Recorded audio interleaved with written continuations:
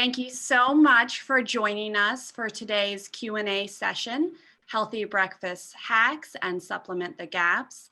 I'm Maureen Frost, the editorial director of Kiwi Magazine, and I'm joined today by Elizabeth Shaw, and she will be educating us all on the very important topic of kids and families with breakfast in this back to school season. So Liz, take it away.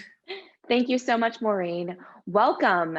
Who here has a kid who one week loves breakfast and the next you can barely get them to finish that Mickey Mouse freezer waffle they begged you to buy? Trust me, I know what that feeling is. So this session today is filled with kindred spirits, myself included. As Maureen mentioned, my name is Liz Shaw. I'm a registered dietitian and a mom of two. So when I say I get it, I really do get it. When I became a mom, I honestly thought one of the easiest things for me would be feeding my kiddos, because after all, I do food for a living. I'm a registered dietitian, but that wasn't the case. And I quickly learned that my sweet baby that I started baby-led weaning with to introduce a variety of flavors, textures, and just different foods turned into a toddler. And with that three-nager attitude developed. So today's session, Healthy Breakfast Hacks, plus learning when to supplement those gaps, is in collaboration with Now Foods, a leader in the natural product industry. Because if anything, I knew what saved me during this period of time was my nutrition background. And I want to share that here today with you. So Maureen and I are going to be having an open question and answer period where I'm going to help you fill you in on some easy, simple breakfast options you can provide your little ones. Because after all, we do know the reality that one day they're going to beg you for that Paw Patrol cereal, and the next you can barely get them to take a bite, let alone finish a bite. When this happens, we know that supplementation becomes key. And that's why we're going to dive into when to consider supplementing those gaps for your kiddos. So Maureen, let's take it away. And I will just say that I am experiencing this firsthand with my 2.5-year-old. So this is, I'm sure this is true for a lot of parents out there. So I'm so excited to hear what you have to share with us. So let's start off by talking about breakfast. You hear mixed messages. So is breakfast actually necessary for kids? It's so true that there's a lot of conflicting information out there. But let's set it straight, because breakfast is absolutely essential for kids. And here's why.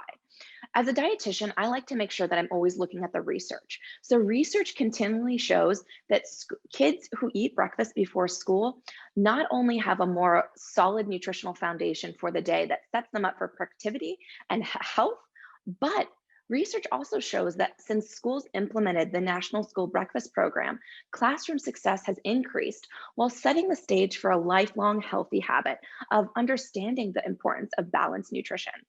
Plus, there's even more research out there, and the science nerd in me just geeks out with this, is because research has actually shown kids who eat breakfast before school do better on standardized tests. They're absent less, tardy less, are less frequently sent to the nurse's office, and behave better. So when we look at this, these are all things I think every mom wants for their kid. So when you think about starting the day right with a balanced, solid nutrition foundation, it begins with breakfast. That's amazing. I mean, that research is incredible. It tells you, yes, this is so important. So now as a parent, and we're hit with reality, how do parents actually offer their kids a nutritious breakfast option without spending hours in the kitchen? Because we're all so busy, we're running around in the morning, and I know how hard it is. So how do we get that for parents? And I totally understand what you're saying, because you're running a million miles a minute, trying to get the kids out the door, and with, face-to-face learning, returning, everything. I totally understand. And a lot of these options I'm going to show you don't require hours in the kitchen and can actually be made ahead the night before. So if you're putting together lunches, you can easily put together these breakfast options. Oh, that's amazing. Yes, key for a busy mom, right? Yes. Time-saving management. But really the option, because I understand there's the time-saving management for the mom, but there's also a big component of having your child come into the kitchen and not have a complete fit first thing in the morning because you didn't give them the donut that they in their mind were going to choose for breakfast. So here's how you kind of give into that option, that independence for them to make the choice without them feeling like they're being, swayed into this one-way avenue when you only give them one choice. You give them two. So I always say this to moms is that, the best thing to do to like foster that independence, but making sure that you're providing that solid nutrition backbone is giving them two nutrient dense choices. So for instance, if my toddler comes in for breakfast this morning, just a couple minutes ago when she came in, I gave her two choices. I said, you can have the cereal that you picked out with milk and a banana, or you can have a freezer waffle that we made with some nut butter and a glass of milk. What would you like? She chose the cereal because it had pandas on it. But long and the short is that both of those were really solid nutrient dense options for a quick morning that we had. Now, I will say there are a few breakfast hacks that I also like to include on a morning that we have either prepped ahead the night before or have a little bit more time, say it's a weekend morning or you don't have work to get to right away in the morning. And the first one I want to share with you is a breakfast parfait. And now you might say, Liz, this has been done a million times. Tell me how this is a hack. Tell me how this is so innovative. Well, have you ever done, Maureen, a breakfast parfait with a sprinkle bar? No, that's Okay. amazing. Yes, yes. And this is how you captivate your little ones. Even honestly, I've had my 10-year-old nieces over, and when I tell them sprinkle bar, they go a little crazy too.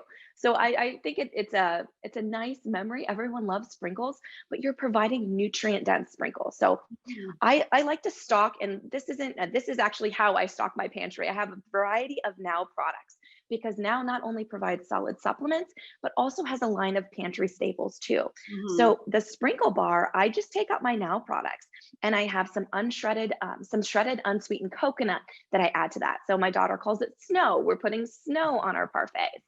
I have some seed mixtures that has flaxseed, hemp seed, chia seeds. So this trio is a major nutritional bang for your buck. And it adds so much texture to that simple yogurt parfait. So when I have all these little bowls out and I have some golden berries, so golden berries are pretty new to a lot of moms, high in fiber. They have a little bit more of a tang, a little sour. They're also known as Inca berries. So this is just a fun switch up from your traditional raisin or cranberry on a parfait. But my daughter loves it because it kind of reminds her of those sour candies that she's eaten, but there's no added sugar. Again, a great option to add to those parfaits. So when you make it fun for your kids and you allow them, okay, so they've chosen the breakfast parfait option. You have these cute little mason jars all ready to go with just some high protein Greek yogurt. So I choose the Greek yogurt because it gives you a little bit more protein versus like more of a traditional yogurt. And Mhm. then just some chopped up fruit in there. So these I put together the night before, take them out when she chooses the parfait as an option, and then build my sprinkle bar for her so she can have fun with that. I know she's getting a solid start to the day with this, and I can make my coffee because she's doing this and it's already prepared ahead of time. So Yeah. simple hack that you can do. And another thing I hear some moms say, well, my child is dairy free. I can't do yogurt. We do know there's a variety of dairy free yogurts out now, but I totally get it. You can make these with overnight oats. So you can do this an oatmeal parfait bar too to really excite the different flavors, taste buds that you have in your house. So that's my hack number one is these build your own parfait bars. I love that. I know that my son particularly, we've started to get him involved in like making his food and he loves it. He can't get enough of it. So he wants to make his lunch every day and his breakfast. So he would go nuts for this. That's amazing. Yes, and it's that giving them that independence, and that's actually Mhm. going to foster a lifelong skill of getting in the kitchen, which we want. We want our teenagers, our college students to get in the kitchen. So this is a great way to start as young kids. Yeah. The second option I have for you is snacks. So build your own breakfast snack tray because what kiddo doesn't love a snack tray, right? This is a simple snack tray I put together with just some sliced apples, some whole grain cereal, and I've actually thinned out a nut butter with a little Greek yogurt. So if you have a more advanced eater, say you have a 10, 11-year-old, obviously choking isn't as big of an issue with a thick nut butter. But for my young toddler, this is an easy grab and go. She can dip her apples in, she can put her cereal in. You can also make mini pancakes if you have maybe done that ahead of time on the weekend. Now Foods has a great pancake mixture too to put in these little snack tray breakfasts. So again, they're getting a solid start to their day and it's not requiring you to spend hours in the kitchen. Yes. Y- Perfect. yes. I love that so much. And my last hack is just a simple way to incorporate more vegetables because I know a lot of moms struggle with vegetables in their young ones. My toddler included. She ate vegetables so well for the first 18 months of her life that I thought, "Oh my gosh, I've bypassed this veggie hater." And then she turned into her three-nager attitude and I was like, "Whoa, we need to revisit how we're exploring vegetables with her." And so what I've started doing actually, I know she likes eggs, but she doesn't just like eggs that are just scrambled. She has to have some fun pizzazz to it. And she loves our little muffin cups. So I've started using the muffin cups with her on the weekends and we make little veggie quiches. So a little frittata, we just throw in basically a variety of vegetables. So I have the little trees she calls broccoli trees. We Mhm. have sunshine, which are just yellow or orange bell peppers. So I also like just get creative because anything I know many moms know with a toddler, if you make it fun, they're going to have fun with it and are more likely to try it if they're preparing it with you. So when we make these ahead of time, throw in a bunch of different vegetables, she's more likely to opt for one. Truthfully, we made these on Sunday, and when she came down from nap, and after the afternoon nap, it's pretty horrific in our house from a tantrum standpoint. Mine And the first too. thing she asked for, yes, I don't know what it is with kids, but when she came down, she asked for it. I honestly thought I was just going to throw out the goldfish, be like, "Here you go." And she said, "Mom, can I have one of those egg rainbow cups we made this morning?" And I was like, "Oh my gosh, practice what you preach. It came to life." So these are a great addition that you can throw out of the freezer, make them ahead of time, defrost them, serve it with a food that they're comfortable with too. So if this is something new for your little one, maybe they really like tortillas or strawberries. So just make sure you're offering that comfort food with it if it's a new food, and it's more likely to be well received for your little one. Yeah, that's a great point. We started doing that with my son, and it's really made a difference, definitely. But I would still put him in the picky eating category, and I know a lot of parents struggle with that too. So, what do we do with those picky eaters who refuse what we've made them? How can parents like still make sure that they're getting the nutrition that they need? That's totally understandable, and truthfully, every kid goes through that, my daughter included.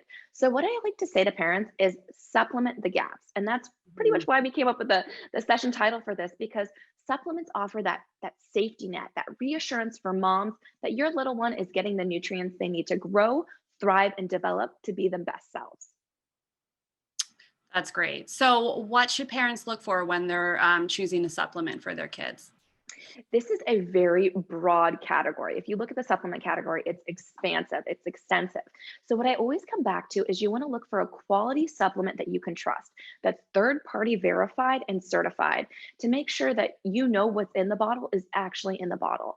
And that's where it comes to really knowing products, that knowing companies that are testing their ingredients, and why honestly I've chosen Now for many years. So, Now Foods has been around since 1968 and it's a family owned independent company, meaning you know what their employees are making for you to purchase as a consumer is actually what they're feeding their own families. So it gives you that reassurance as a mom that, hey, I know another mom out there is feeding this, is making this and giving it to their kids with the best interest of my family at heart.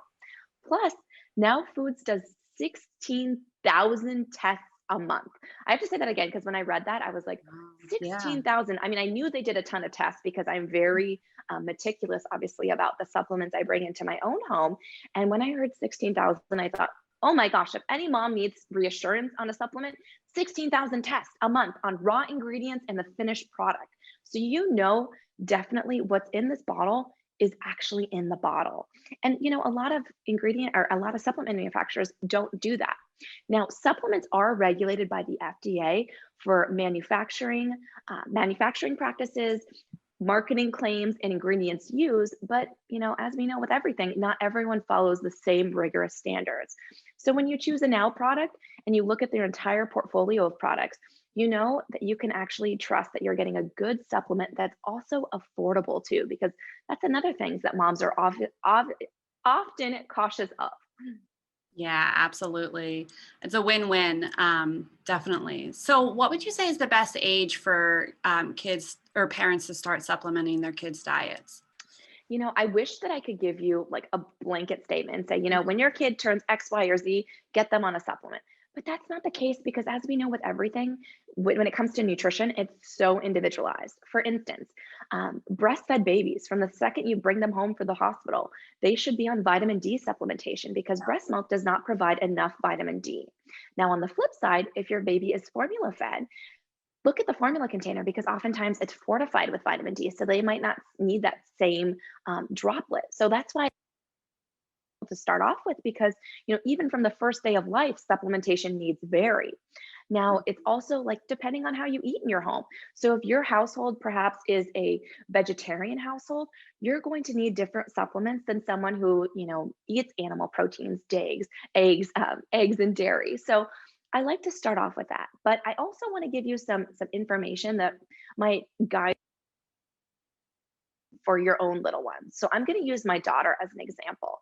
My daughter is now 3, but obviously she's had a trajectory over the last 3 years of her life where we've introduced different supplements. So when she was first born, I breastfed her. So we started on vitamin D and actually a probiotic droplet from the first day of life because she had, I was on antibiotics when I delivered her. So I wanted to make sure her microbiome was set up for success. Then when she turned about 18 months, we started supplementing with the DHA. So I knew she was advanced eater, she was chewing, she was swallowing. I didn't have to worry about her having trouble with a soft chewable. So I know this always makes people laugh when I tell them we don't actually cook a lot of seafood in my house. I know the dietitian in me is like, oh my gosh, Liz, you can't admit that. But it's true. I just don't love cooking it. I love eating it. I love eating it on vacation. I love eating it at a taco shop, but I just don't love cooking it in my house. And so when I recognized that, hey, we're actually not meeting the 2 servings a week of seafood here, I need to make sure she's getting her DHA in other ways. So we started about 18 months with the DHA chewables. And then right about 2 years, so it was pretty much when the pandemic started too, I noticed her appetite was changing. And so I don't know if it's because she was pulled out of daycare and she wasn't running around as much and she wasn't as hungry. She was going through a different growth spurt. I know most moms out there can relate to it. One day your kid eats you out of house and home, and the next day they can Yeah. barely finish the banana, right? Mhm. So when that happened, I just wanted some nutritional insurance for her. And so I started her on a multivitamin for kids that was aimed at just providing the key essential nutrients that she needs to grow and thrive. So that was about 2 years old. And then most recently, because again, I've mentioned a few times, her attitude is soaring when it comes to different food choices. And so some mornings she goes crazy for the parfaits, other mornings she takes 2 or 3 bites and is done with it. And so when that happens, I also supplement with a probiotic because research shows so much of our immune health is kind of housed in our guts. And so if she's not eating the gut-rich foods like yogurt, kefir, kimchi, some of these items that maybe aren't as common in a toddler's diet when they're a little bit pickier, supplementing with a probiotic can help make sure that they're getting those beneficial bugs that they need to support their immune system. So that's kind of a walkthrough of how I did it with my daughter. But if you have any questions at all about, what maybe your child is falling short of, I highly recommend talking to your pediatrician or a dietitian about what needs would be best to supplement for your child. Yeah, that's great information. And I just picked up some things from you that I'm going to start in my house now. So that's awesome. So, what about school age kids? What supplements should they be taking? So many school age kids that moms come to me and they ask, hey, he is playing sports now, he's super active, but just not getting enough nutrition in. Every child is so unique. But I always say a multivitamin, whether they're a school age kid, whether they're a grown adult, needs a multivitamin if they're not eating a 100% balanced diet. And let's be real, even people who do this for a living and are devoted to eating healthy items for a living, say it's a supplement line or a meal delivery program, you're still not eating 100% of your daily needs. So that's why I always encourage that multivitamin as kind of a catch-all. Then you can consider DHA again if maybe you're not eating seafood in your home. Maybe it's choline if you're not eating animal products in your home. So these will vary a little bit, but I always recommend that multivitamin. And then also considering the probiotic, there's a great Berrydophilus, a cute little bottle from Now that I also recommend because we know gut health is so important and that's not going to go away. So it won't typically be any concern for your child to start them on a probiotic. So that's great. So we're talking about immunity now, and it's so top of mind for everyone, especially heading back into the school year, and kind of dealing with the pandemic for the last year and hopefully coming out of it. Are there any nutrition tips you have for parents as their kids head back into possibly going into face-to-face learning this year? Absolutely. And truthfully, it starts in the kitchen. So I always have a food first mentality. I want to make sure your kiddos and yourselves included are loaded up with a variety of nutrients coming from whole foods first, because that's what's really going to promote the most diversity in your microbiome while also exposing you to a variety of nutrients. So the key tip I have for you is expose variety through different foods and really plant forward foods. So when I talked about those rainbow veggie cups, this is an excellent example because you're getting so many different nutrients, so many different colors in here that are going into your body and promoting health, promoting immune support. And so think, outside the box with all of the different colors when you're loading up your grocery cart during the week. Do I have orange? Do I have red? Do I have green? Think of all the different colors of the rainbow as you're building your cart. And now we know life happens. We know we want to be preventative and cautious. So if your kid is returning to face-to-face learning, always, recommend talking with your pediatrician about the multivitamin, about the probiotic. And then there are some other supplements that I know some moms swear by. So liquid elderberry, echinacea, echinacea. So these are some other ones that are options out there. Now, I always recommend, again, before moms just starting your kiddos on these, talk to your pediatrician because every child's unique needs need to be Mhm. considered. But these are just some options that you might have heard of and be more curious about. And now provides all of these through their supplement line. That's great. So if anyone's looking for a little bit more information, where should we send them? Definitely talk to your pediatrician first. I know that's kind of a catch all, but I like to make sure you're in open communication or talk to a nutrition professional because that's going to be key in helping identify how to make your individual child thrive. Then definitely check out the Now Kids line, nowkidsproducts.com. You can see all of the products I've mentioned here today. Check them out for yourself. See, I know sometimes moms get a little concerned about size. You can see how big the pills are, how big, and they're all chewable or liquid. So you really don't have to worry about if they're an advanced eater, having them, tolerate these because my child will tell you if you do not have her fish gummy and her vitamin little, I got a little flip kit for her. So when I give her Mhm. her vitamins in the morning, she feels like she's an adult and she's getting her vitamins. And she will tell grandma and grandpa if they do not have the fish vitamin in there for her. So check them out for yourself. Absolutely. Yeah, that's great. And you've made it fun for her, which is another great thing for getting your supplements. So that's amazing. Well, Liz, thank you so much for sharing all of this information with us. I have learned so much, and I'm sure our audience has as well. I'd like to eat that parfait now. But Sounds great. thank you again. And like Liz said, if you have any questions about the Now products, you can head to nowkidsproducts.com. And thank you for joining us, everyone. Thank you, Liz. Thank you so much. Have a great day.